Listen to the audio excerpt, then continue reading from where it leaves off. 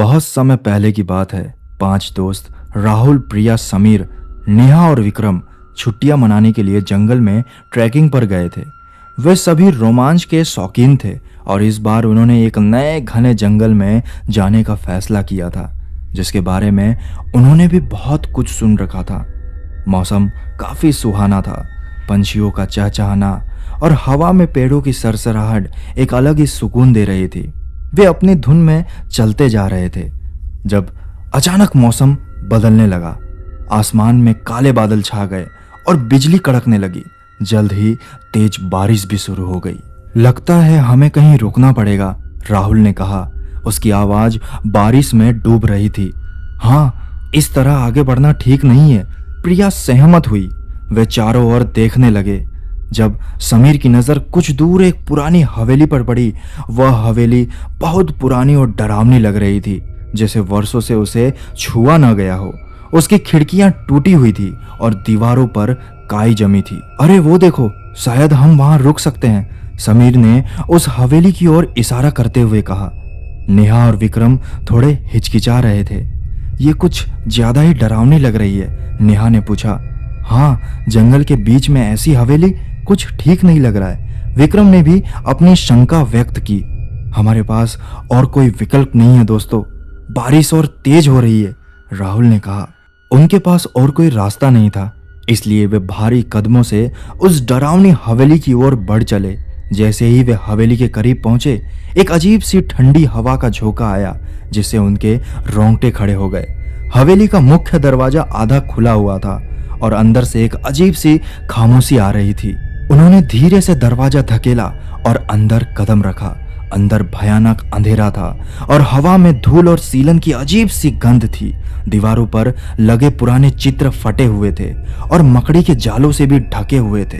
कोई है क्या? राहुल ने आवाज लगाई, लेकिन उसकी आवाज सिर्फ खाली दीवारों से टकराकर वापस आ गई। वे टॉर्च की रोशनी से आगे बढ़े। हॉल के बीचों बीच एक पुरानी झूमर लटका हुआ था, जिसके कांच टूट चुके थे। तभी उन्हें ऊपर से किसी चीज के गिरने की आवाज आई। सब चौंक गए। क्या था वो? प्रिया ने सहमी हुई आवाज में पूछा। शायद कोई जानवर होगा, विक्रम ने खुद को तसल्ली देते हुए कहा। वे एक कमरे में गए जो शायद बैठक का कमरा था। वहां पुरानी कुर्सियां और एक टेबल पड़ी थी। सब कुछ धूल से ढका हुआ था और तभी उन्हें ऐसा लगा कि उनके पीछे से कोई आदमी गुजरा, जबकि जैसे ही वह पीछे मुड़कर देखे तो वहां कोई भी नहीं था। मुझे लगता है हमें यहाँ से निकलना चाहिए, नेहा ने कहा। उसकी आवाज में डर साफ झलक रहा था।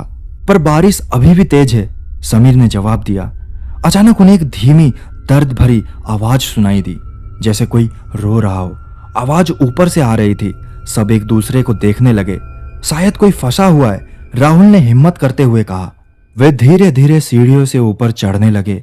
हर सीढ़ी चरमराने की आवाज कर रही थी, जैसे हवेली खुद उन्हें रोकने की कोशिश कर रही हो।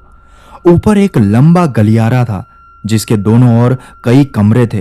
रोने की आवाज एक कमरे से आ रही थी, जिसका दरवाजा थोड़ा खुला हुआ था। राहुल ने धीरे से दरवाजा खोला। अंदर का नजारा देखकर उनकी रूह कांप गई। कमरे के बीच में एक पुरानी गुड़िया पड़ी थी, जिसकी आंखें गायब थी और उसी गुड़िया से रोने की आवाज आ रही थी।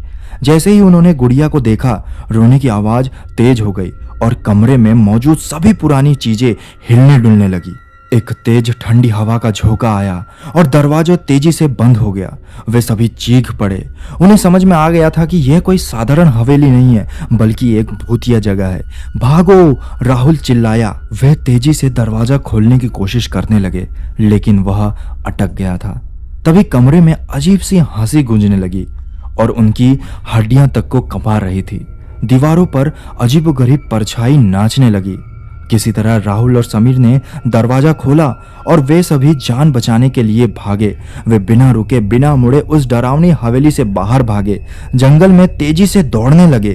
बारिश अब भी चल रही थी, लेकिन अब उन्हें बारिश की फिक्र नहीं थी। उन्हें जैसे तैसे बस उस हवेली से दूर जाना था। जब वे काफी दूर निकल आए और बारिश थोड़ी थम गई, तो उन्होंने पीछे मुड़कर देखा। दूर पेड़ों के बीच वो डरावनी हवेली अब भी वहीं खड़ी थी। अंधेरे में अब तो और भी भयानक लग रही थी। उन्होंने एक दूसरे की ओर देखा और उनके चेहरे पर डर और राहत दोनों के भाव थे। उन्होंने तय किया कि वे कभी भी उस जंगल में वापस नहीं आएंगे और उस रात की घटना को वे जीवन भर भूल नहीं पाए। वह डरावनी हवेली जंगल की गहराई में आज भी लोगों के लिए एक रहस्यमय बनी हुई है।